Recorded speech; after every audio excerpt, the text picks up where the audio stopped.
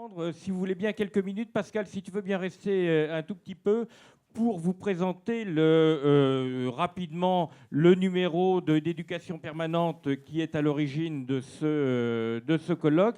Jean-François, Roland, Philippe, est-ce que vous voulez venir dire deux mots sur ce numéro, voilà, sur ce que ça a représenté pour vous? Aussi, allez-y, venez. Et puis dire après, donc, l'heure du déjeuner est libre. Donc, vous trouverez, j'espère, si possible, proche d'ici, voilà, de quoi vous resterez. On va essayer de tenir le timing, c'est-à-dire on a prévu 1 heure pour le déjeuner, sachant qu'à 13h30, donc, vous aurez la possibilité de consulter les livres qui seront là. Et la reprise est prévue, Naïma, à 13h45, 14h. Voilà. Et la reprise effective, en fait, se fait à 14h avec l'intervention de Philippe Missotte. Jean-François, Philippe, Roland, allez-y, venez. Hein, on va... Donc, quelques mots sur la revue Éducation permanente. C'est fait. C'est vert. C'est bon, vous m'entendez?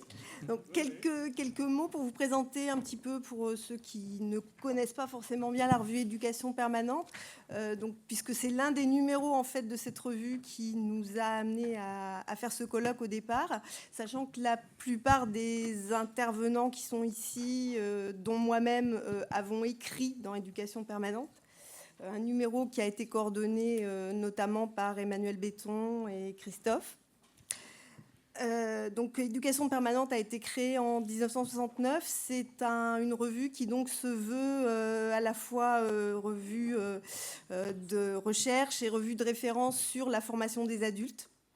Et donc, il n'y a pas quand même un nombre de supports très grand dans le champ de la formation des adultes de ce niveau. Du coup, ça mérite d'être souligné. Après, il y a autre chose, c'est que dans Éducation permanente, il se trouve que Henri Desroches a écrit un certain nombre d'articles qui sont des articles importants, fondateurs, qu'actuellement on peut retrouver de nouveau assez facilement, puisqu'Éducation permanente a en fait dématérialisé l'ensemble de ces numéros.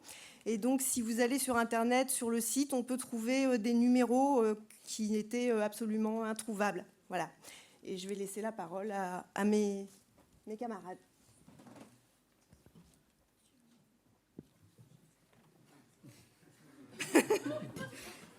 Alors, pour rendre à César ce qui lui appartient, juste un mot pour dire qu'on doit aussi ce numéro à Gaston Pinault, puisque c'est en rencontrant Gaston Pinault un matin au mois de novembre.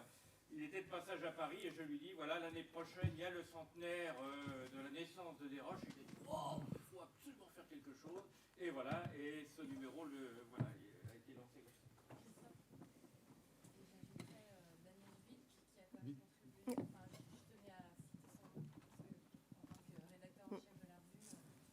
Oui, c'est d'ailleurs lui qui m'a transmis une petite présentation dont j'ai plus ou moins digressé. Voilà. Daniel Wilk, en fait, qui effectivement m'a transmis des mots de présentation. Et d'ailleurs, nous avons également à disposition le numéro spécial d'éducation permanente qui a été à l'origine de ce colloque. Et en fait, donc, nous vous proposerons des exemplaires à la vente si vous êtes intéressé, ou simplement pour le consulter après la pause déjeuner. Il faut se décider. De toute façon, il faut bien dire quelque chose. Oui, parce qu'on va pas manger. Oui, donc, je me décide.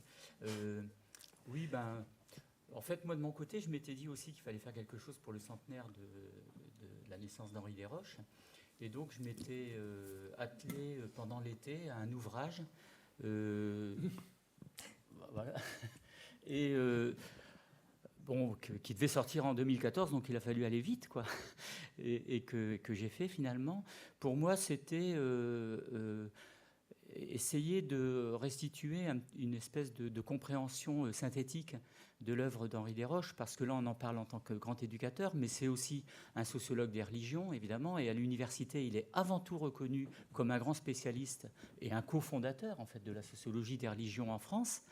Donc, et puis ensuite, évidemment, c'est le théoricien du mouvement coopératif, un des grands théoriciens du mouvement coopératif, et l'inventeur du mot économie, enfin celui qui l'a remis à l'ordre du jour. C'est pas l'inventeur, il l'a repris chez Charles Gide, mais c'est lui qui, dans les années 1970, lorsque les leaders des mouvements coopératifs et mutualistes ont reconstitué en fait l'ensemble économie sociale, donc qui fédère les mouvements coopératifs, mutualistes puis associatifs, eh bien c'est lui qui a proposé le terme d'économie sociale.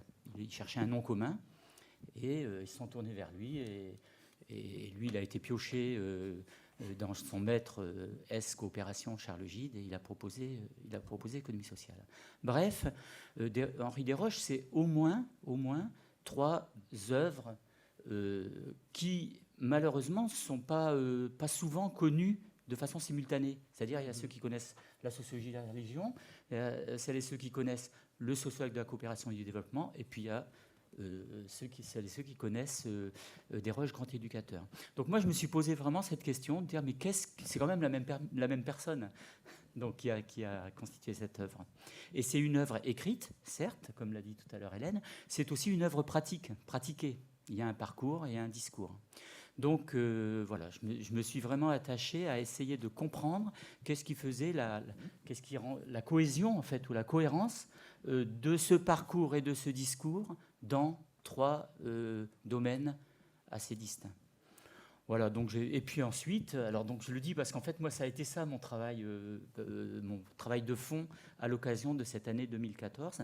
Et puis ensuite, comme il y a eu le numéro éducation permanente, eh bien j'ai fait, mais je ne me souviens plus, donc je n'ai pas regardé depuis, mais une contribution dans ce numéro. Merci. Oui, moi, ce qui me semble, tu viens d'évoquer ces 3 domaines. Je pense qu'il est tout à fait important de les prendre comme, disons, comme un coffre-fort. Il faut 3 clés parfois pour l'ouvrir. Et on a besoin de ces 3 clés-là. Et donc, c'était tout à fait intéressant comme on ne peut pas faire des fractions, c'est de prendre les bonnes clés pour comprendre l'intérieur, l'intimité de Desroches. Ma réflexion à moi, et en tout cas ce que j'ai voulu apporter moi dans ce numéro, c'est la référence à l'homme Desroches.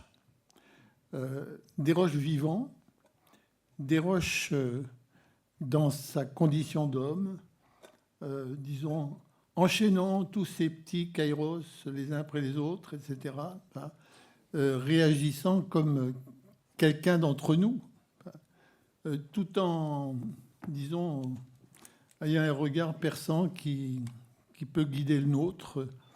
Donc ça m'a paru tout à fait important. Or, par rapport à Desroches, il y a quelque chose qui reste encore tout à fait souhaitable et qui n'est pas encore réalisé, c'est qu'il n'y a pas encore de grande biographie de Desroches.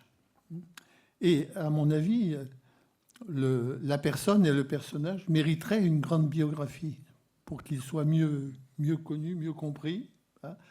Il y a, dans ce domaine-là, il y a les mémoires d'un faiseur de livres, qui est intéressant parce que c'est un début d'autobiographie raisonnée de Desroches dans une édition qui est un petit peu marginale, donc qui n'a pas connu la diffusion et qu'elle méritait, mais qui n'explique pas tout, parce que effectivement, disons, Desroches était son propre guide, son propre maître à penser, sans l'être vraiment.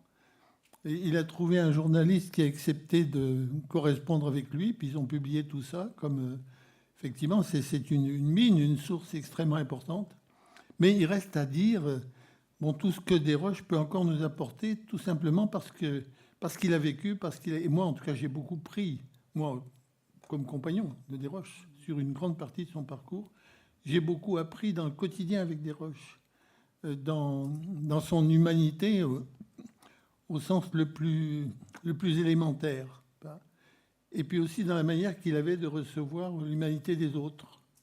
Donc voilà, je crois que ce numéro d'éducation permanente est quand même une précieuse introduction, j'allais dire, antichambre pour aller plus loin dans ce parcours. Donc, j'invite ceux qui n'y ont pas mis le nez à tenter cette aventure qui ne serait probablement pas sans bénéfice pour quiconque. Voilà.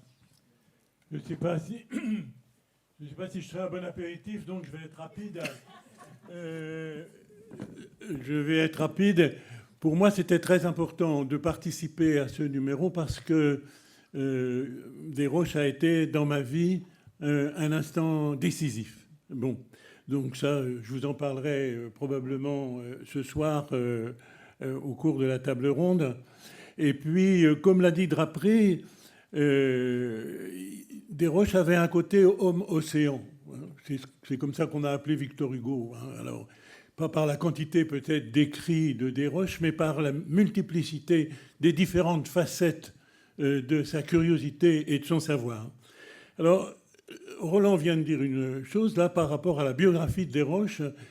Ce numéro nous a permis de rencontrer un étudiant italien qui s'appelle Davide Lago, et je vous recommande son livre qu'il a écrit, lui, alors, sous l'angle du point de vue de Desroches, formateur d'adultes. Il a, tout le reste est resté de côté. Desroches en tant que personne, Desroches et l'économie sociale, Desroches et la sociologie religieuse, mais Desroches formateur. Il a fait sa thèse avec Guy Avanzini, qui était également un compagnon de Desroches à Lyon, et je vous le recommande. J'ai trouvé ce livre très intéressant et un travail d'historien très fouillé, quoi. Bon, voilà. Moi, je n'ai rien d'autre à dire. J'ai amené quelques exemplaires de son ouvrage. Ah ben, bravo. J'en ai ramené 5 exemplaires. Tu as raison. Ah oui, oui. En fait, c'est une thèse qu'il avait fait. C'était une thèse, oui. Voilà. Voilà, bah écoutez, je vous propose de refermer cette matinée voilà, sur ces propos.